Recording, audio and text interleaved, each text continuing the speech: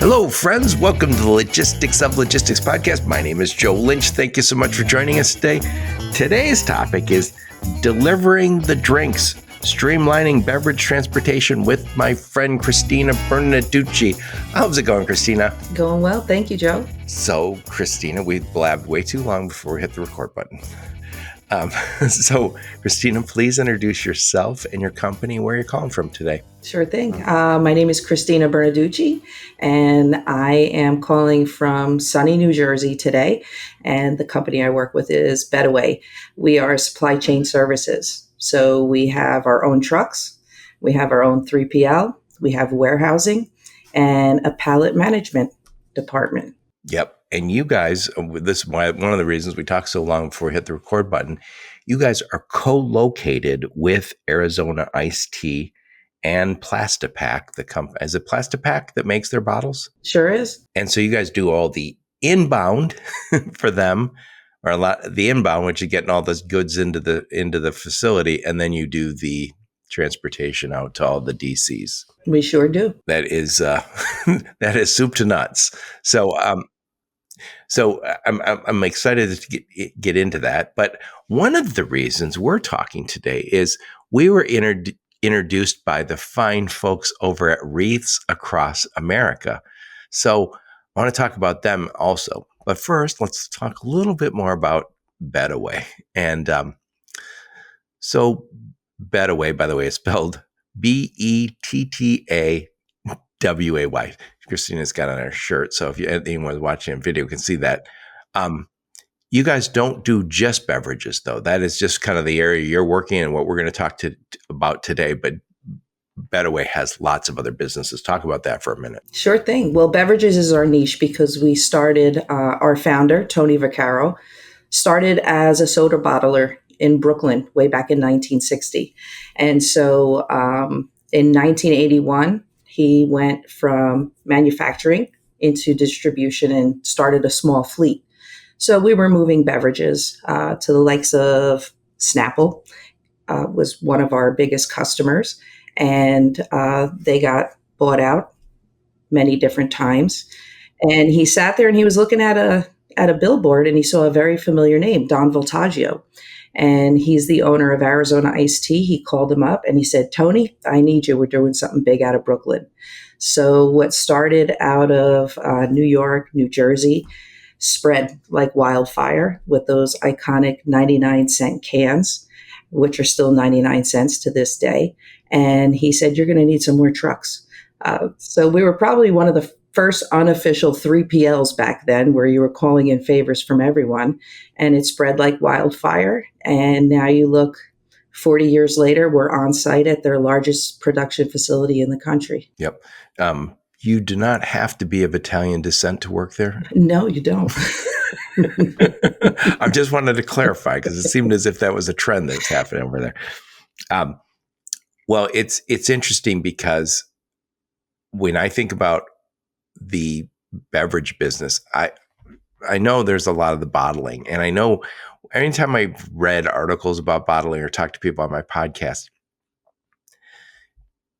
somebody has to mix the stuff, obviously, and that's what they're doing, over at Arizona Iced Tea. But after you get the right mixture, and I'm sure it's exacting, you can't screw it up. It all has to taste the same. But the real hard part of that business, I think, is the getting it to the shelves. Absolutely. And what a fight for shelf space that there is with so many beverage companies. It used to just be the big boys. And now we were talking before we hit play about the little boutique beverage companies, and you're seeing so many more choices now. So being prevalent in the stores is always a big challenge, but getting it to there, that's our job. I think when you look at, we'll talk, I know you guys work with Coke and Pepsi, and these are CPG companies, and they're always buying new brands, anything that's organic, anything that's premium, anything that's a little different. So when you go to this grocery store and you go down that beverage aisle, which is always a whole aisle now, you go, oh, here's Coke, here's Pepsi, here's right. But what you don't realize is that Coke probably owns half that aisle. And Pepsi owns Sure probably thing. another half of that aisle. Maybe Arizona Tea. And it's funny because we never know who owns these brands anymore because the distribution is so important. So if you and I ran a small beverage business and at some point a big beverage company comes and says, we'll give you global distribution, you're like, oh, we might make a deal here. Mm-hmm. Mm-hmm. So anyway, let's talk a little bit about Wreaths. So how did you guys get involved with Wreaths Across America? Well, first off, tell us about the mission of Wreaths Across America and how you're involved with them. Oh, so we have about 150 trucks, 900 dry vans. And I said, what better organization to be a part of than Wreaths Across America? Let's do it. Let's take a truckload of wreaths from Maine and deliver it. And I tried for 3 years to get involved, and I just didn't have the right contact. And then the universe put Courtney George in my path. And Courtney is fantastic. She is a force to be reckoned with. And I told her, what we were looking for. We're local, we're New Jersey. And can we be one of your providers?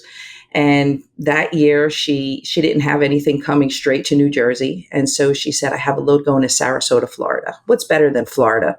Southern Florida on the Gulf, in December.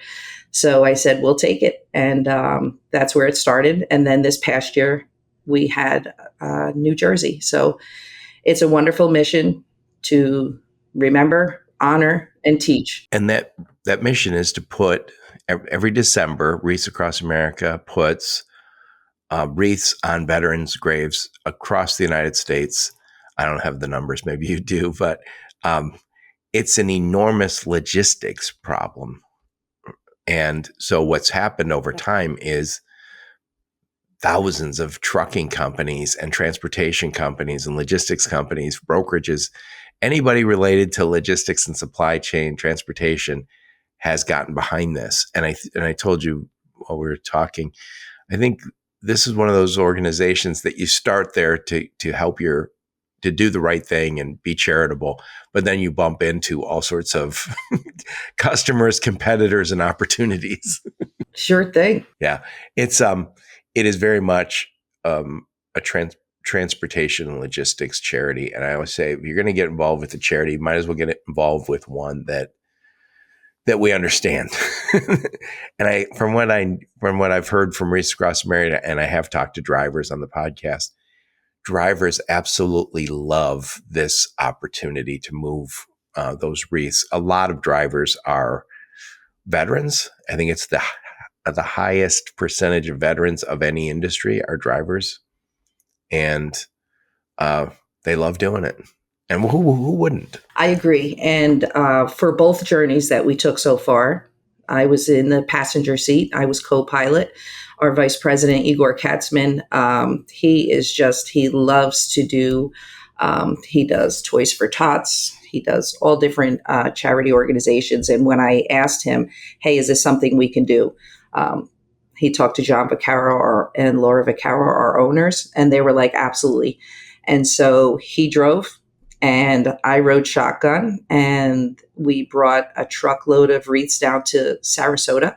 And it was the first year in history, of course, with our luck, we're excited to go to Florida, that there was a tropical storm coming. And Nice. So the coordinator at that cemetery, it's a huge cemetery, it's gorgeous. And she said, this is the first time I have to do this, but can you bring them in on Friday? The plan was a whole day on Saturday. All the trucks meet up in a Walmart parking lot and they get the police escort and you come in and to be able to unload and help lay the wreaths. And she said, I'm afraid, we may have tornadoes coming in. So we brought it in the day before. It was so sad. I cried all morning. But we got a chance to just walk around the cemetery and to read the tombstones and to see the memorial. And it was beautiful. And I said, we did what we came to do. Everybody's got their wreaths, and we got out of Dodge really quick. And this year we were able to actually place the wreaths in New Jersey. It was, we had a 6-stop delivery, And it was the smallest stop. She literally had 30 boxes, and she said, "Can you bring your truck on site?" So we have our truck. It's wrapped for Wreaths Across America. It's really beautiful. Little small road in Hightstown, New Jersey, and we backed in there, and they probably had 100 volunteers, and they were so thankful and just taking pictures in front of the truck, and it's a beautiful thing. Yep. I met Courtney George at the Transportation Marketing and Sales Association, TMSA. I met her. They're having their conference here in June down in Austin. I met not last year, which was in New Orleans. I met the year before in Savannah. Yeah, and so as soon as she started talking to me about it, I was like, "Oh, this is cool." But I had heard about Wreaths Across America. I just didn't recognize to the extent that it was a charity that so many logistics and transportation companies were in. And it makes sense now that I understand it. So all those wreaths come from Maine? Yep, Columbia Falls, Maine. When I looked at the map, I realized how close we were to Nova Scotia. What a trip that was. So this year we actually took the trip from Jersey to Maine. And then our luck again, snow was coming in. So we had to hightail it out of there early the next morning and come back down to Jersey. So anyway, I'll put some links in the show notes. Anyone who wants to get involved, Wreaths Across America, they're always looking for trucking companies or brokerages who might want to sponsor it. Anybody in the logistics and transportation space, by the way, when you get over there, this isn't the reason you do it. It's the who's who of our business are involved in this. So it's a good place to meet people, but it's such a great charity. I should also mention Wreaths Across America has a radio station that's on the internet, and it's I know they carry my podcast and a few other logistics podcasts. I don't know which ones, but I think maybe Trey Griggs' podcast is over there. So anyway, great opportunity to get involved and help. And it is really a big morale booster for the companies that are involved and the families that are involved. There's a lot of Gold Star families who lost family members who are just obviously very grateful for the remembrance. One more time, what is their motto there?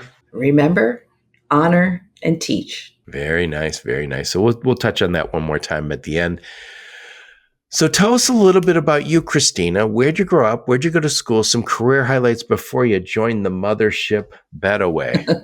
Well, I grew up in Jersey, born and raised here in central New Jersey, which a lot of people think don't exist, but it does. I lived here my whole life. I did about a year and a half of college, and then I said, this isn't for me. And, you get your first full-time job and you see that full-time paycheck and you think you're rich because you don't have to pay any of the bills living under mom and dad's roof. So I went into the full-time space. I ended up in pallets, and the most unglamorous commodity, but so important because pallets move the world. Everything that you get is on a pallet. So I worked for a family-owned pallet company for about 15 years. The owner passed away and the company kind of dissolved itself. And a friend of my sister said to me, I never knew about pallets until you, and I deliver lunch to this company called Bettaway. They're hiring in their pallet department. So I came here, I interviewed, great interview, 2 hours, never heard back from them again. 2 months, I get the, thank you, but whatever. Somehow my resume ended up on Monster, and I got stuck in the scrapyard world for a little bit, 10 months to be exact. And I saw Bettaway put up a posting for logistics. And I called, HR said, I was looking for your resume. Come on in, I want you to meet Mr. Tice. And so I came in for a quick 15-minute interview, and I haven't looked back since. It's a great company, family owned, 3 generations at one point before Tony passed away. It was Tony, it was his son and daughter, and then nieces and nephews here as well. So it's a great company. I love it. And so you've been there 12 years, and obviously you must like it because in this business, 12 years is like 40 years, a generation ago. So anyway, let's talk a little bit about the beverage business. So again, you guys are co-located with one of your customers, which is Arizona Iced Tea. And not only are you doing the inbound for them, you're obviously doing the outbound, and all the bottles, the bottle maker is Plastipack. Yep. They're right here on site blowing bottles. They're coming right out onto the wall and right into line one. The gallons are getting filled. They're getting packaged, getting palletized, and put on one of our trucks. There's a Plastipack by my house too, so they must be a big company. So anyway, I want to first talk about some of the challenges. Then I want to walk through this kind of the process that you guys are going through. When we talk about beverages, we'll talk about the outbound first. Where are you delivering this Arizona iced tea to? We'll use them as an example. Sure. Well, we do stock transfers. We go down. What's that? So we are supplementing the supply down in the Southeast in Lakeland, Florida. We're going down to Texas, and we are shipping via intermodal all the way across the country to Buena Park, Southern California. We make just under 50% of all of the tea is originating in this building. So we found a cost-effective way to ship via rail to feed the other regions. So you must need, if you're going to use rail intermodal, you got to have the high volume. So when you're talking about intermodal, do you have to drive it to a railhead in Jersey? Yeah, so we have drayage companies that bring it right to the railhead, and then it gets shipped cross country. Besides the stock transfers, we go into different DCs, and then the big box stores such as your Walmarts, your Costco's, your Dollar Trees. We deliver there as well, mostly full truckloads. So when you're delivering to the big box guys, obviously you have to worry about the on time and in full, very exacting schedules, very exacting KPIs. You either are doing it right or you are not doing it. Oh, that is the truth. CPGs get punished very badly if they are not doing it right. And I say this all the time.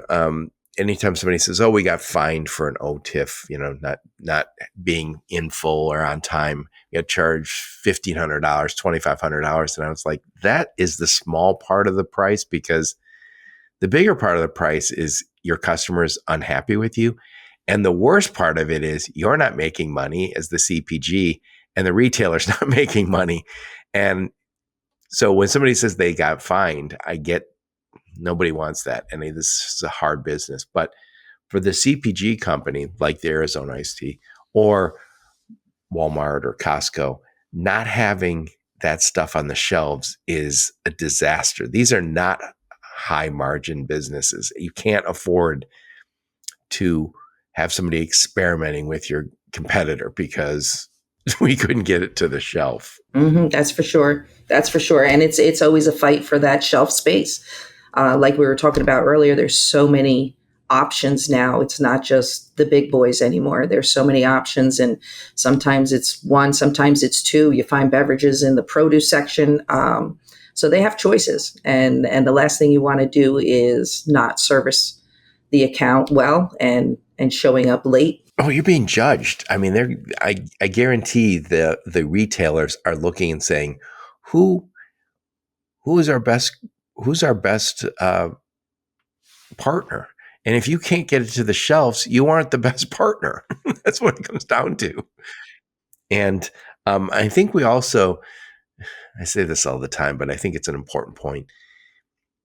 Costco, Aldi, Trader Joe's, those have very few SKUs compared to the Walmarts or the Myers or the other places.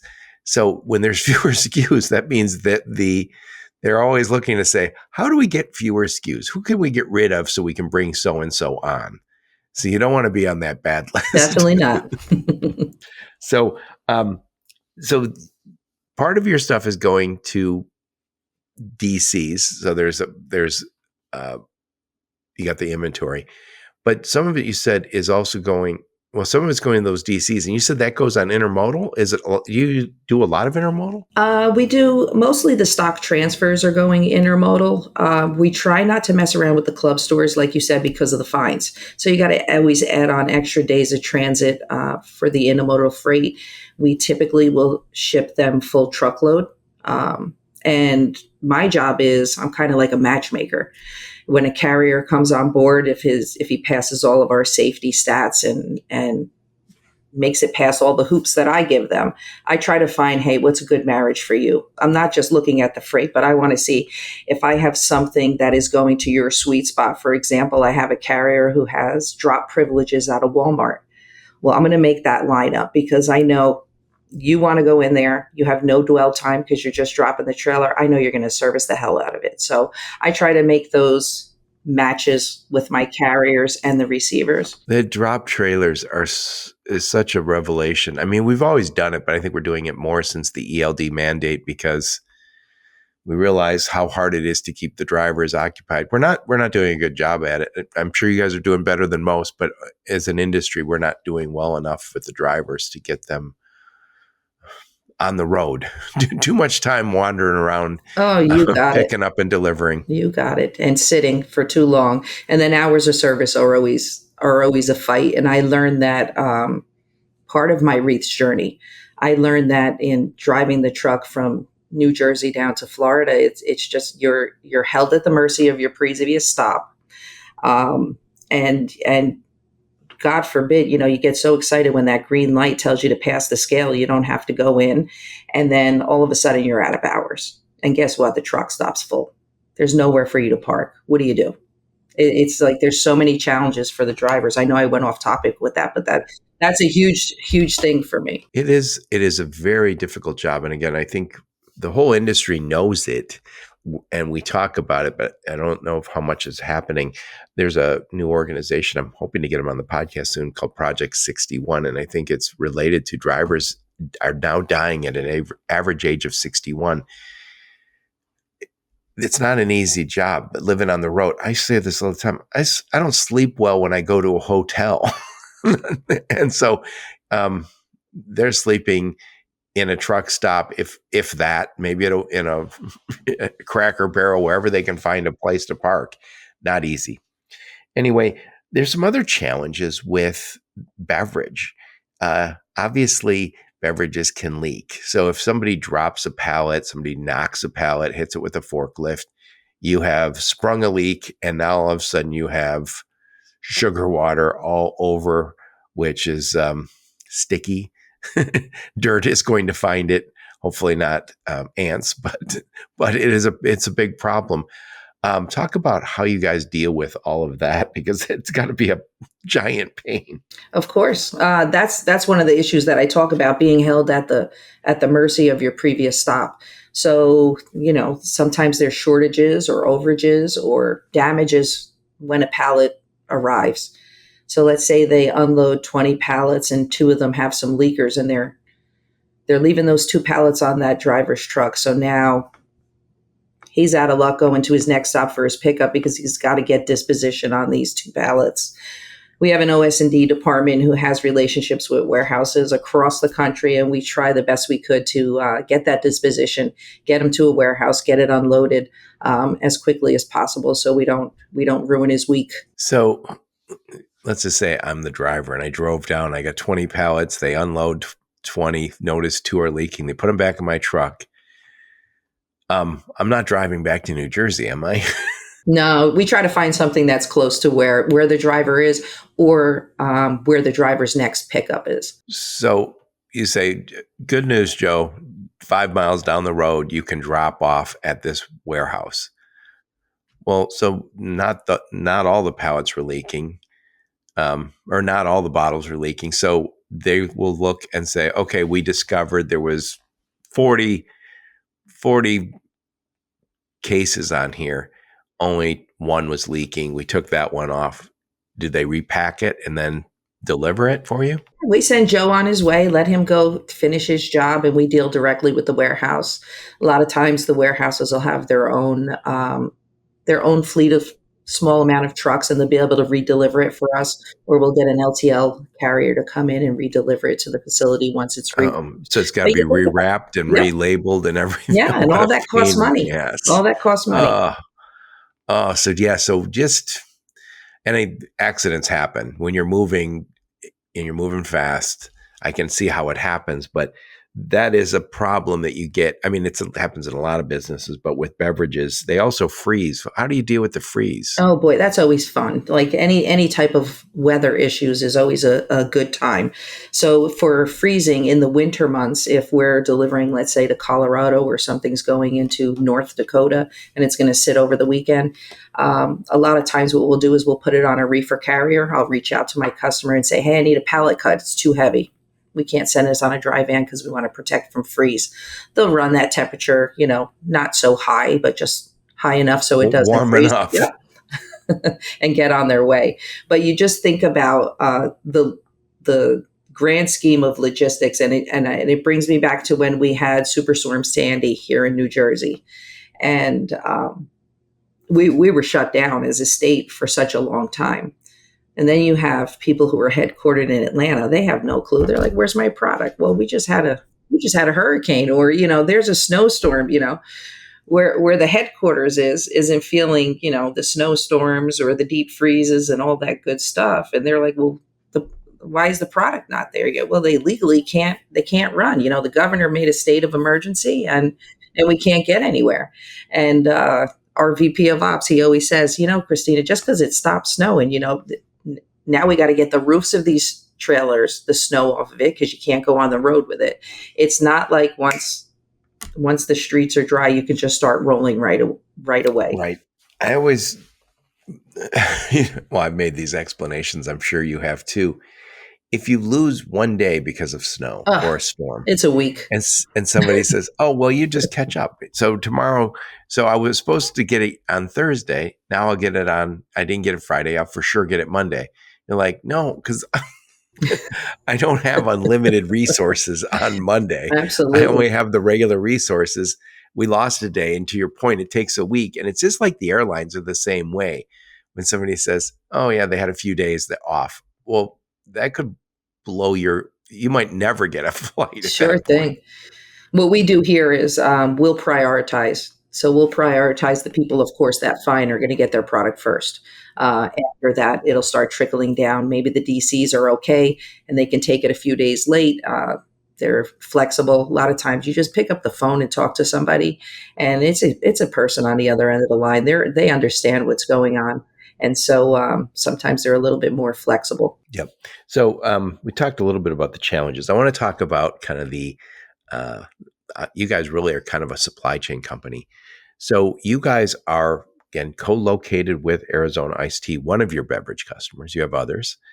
And you're also co-located with their bottling company. So you guys are going and getting the raw materials for the production of this? Yeah, we're bringing cans in from Oliphant, Pennsylvania, sometimes 10, 15 loads a day coming in here to drop off. We're bringing in ingredients. So you guys are doing all the inbound. So you have to, that's a very different business than the outbound. Sure. Well, some of them, we don't do all of the inbound. So they may have a contract with a certain supplier and they'll build in their transportation rates with that commodity. So cardboard we don't bring in, but the cans, yeah, we do the cans all day long, the cans and the lids. And then when it's ready, after it's been produced, you guys are, again, we already talked about the outbound.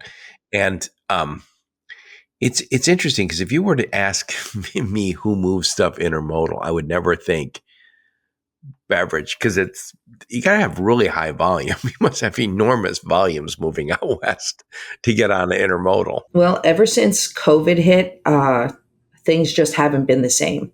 So supplying, we still work with some co-packers in Southern California, but they're not pumping out as much as they used to. And so we're feeding them from here. Wait, what is a co-packer? I'm not following. So it's an outside company that will fill and distribute for you. So we used to, we have different co-packers located throughout the country. And so they'll produce the product. Maybe it's a certain SKU, a certain piece of packaging that we're not doing here. We have other people do for us. Yeah, there's not too far from my house. There's a place, and I always would drive by it. I forgot the name now. And I looked it up, and I guess they're a co-packer, but I would call them like a beverage outsourcing or contracting company. And they were making, cocktails for Cindy Crawford's husband, has like some sort of cocktail mix company. And Kid Rock had some sort of, I don't know, beer or something that was out there. And I was like, oh, okay. And it's funny because it's kind of a nondescript building. And then when you drive by, you're like, no one ever thinks there's anything going on there, but that they're no doubt a co-packer. It's an interesting biz. So I want to summarize what we talked about. Then I want to get your final thoughts on this topic. So again, I'm talking to my friend, Kristina Bernarducci. Sorry about that. And we're talking about delivering the drinks, streamlining the beverage supply chain.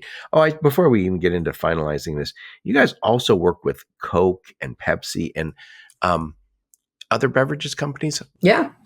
We've always found a niche in the startup beverage companies. And so we help them where, they need exactly what you have. Yeah, they need exactly what we have. And we've got the resume to back it up, and we build them up, and then they get eaten up by the big boys, or sometimes they stay on their own and they stay with us. But yeah, it's one of those businesses with a beer company, a small, I think we were talking about this Poppy, Poppi. They just got acquired by Pepsi or Coke or someone. I think it was some sort of organic, good for you soft drink.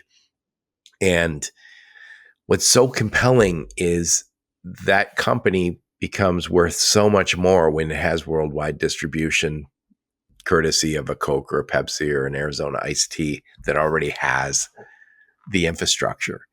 And if you say, oh, by the way, we'll get you on the shelf everywhere and we'll get the distribution, we already got it. So it's funny, the beer companies, I live in Michigan, we have all these craft beer companies, especially in Western Michigan, like Founders. And a lot of them are like, they disparage the big boys for a long time. And then as they get bigger and bigger, you go, you know what's going to happen here, fellas. That's it. Yeah. Secrets out. Yep. You're going to sell. So you better start being nice to the big boys. And I think they all probably have the same concern is let's make sure we can keep our brand and our quality right, even though we did sell to someone. But I think the big brands have a vested interest in that too. So anyway, now I'll summarize. So again, I'm talking to my friend Kristina, and we're talking about the beverage supply chain. And we're also talking about Wreaths Across America. We'll do that at the end. So there's so many challenges to this supply chain of beverages because of the nature of the product. It has to hit the shelves. It has to hit the shelves. It has to be clean. It has to be presentable. It can't be banged up. It's one thing to bang up some industrial stuff. Maybe a torn box won't bother anyone. But when you get to a grocery shelf, nobody wants to grab a box that is torn or covered in sugar water, right? So lots of challenges because of the product. You also have these challenges with on time and in full. Anybody who delivers to the big boys knows that. But I think that bar just gets higher and higher. But you guys are also doing another kind of business, which is the DCs and doing it via intermodal. I wouldn't have guessed that, but fantastic. And I think what's also a challenge I didn't think about is the OS&D part. The what do they call it? What is that? Overages, shortages, and damages. It's funny. I was touring through a terminal a few years ago with somebody, and he goes, "What does OS&D stand for?" I go, I don't know. It's always the screwed up stuff over here. He goes, if you look at the internet, because there's a sign that says terminal, torn boxes, stuff without containers. But this is a challenging business, and again, the brands that depend, the CPGs that depend on you guys, are demanding because the retailers are very demanding, and you're in the middle. You got to get it right. Anyway, enough of my blather. Put a big old bow on this one. Kristina, final thoughts on the topic. Yeah, I think the most important thing is making the correct matches.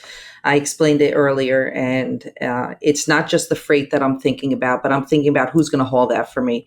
It's really easy for me to say my fleet can handle everything, but they're sticking to a nice little radius of PA in New Jersey. So finding the right connections, finding where their sweet spots are, where they have drop privileges at.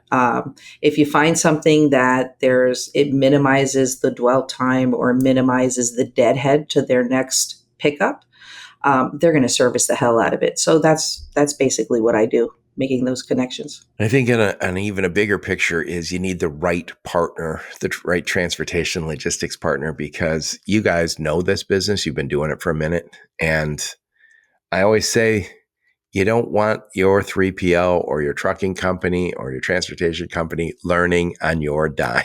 If you need to do beverage, you need to talk to a company like Bettaway that says, we do this. That's what we've been doing for a long time. We're doing it for your competitors, so let us do it for you. Before we hit the record button, we were joking about this.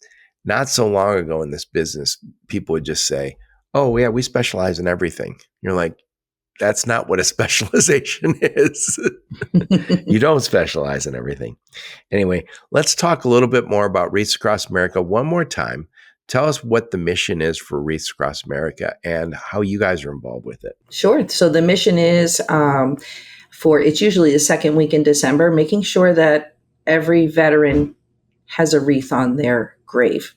And so we want to make sure that they're remembered, that we're teaching the next generation of the sacrifices that they took for us. And it is the only way to make this work is by the generosity of trucking companies, brokers, anybody in the industry, just volunteering their time, getting in touch with Courtney George, of course, getting on that roster. And it's a beautiful thing. It's a beautiful thing to participate in.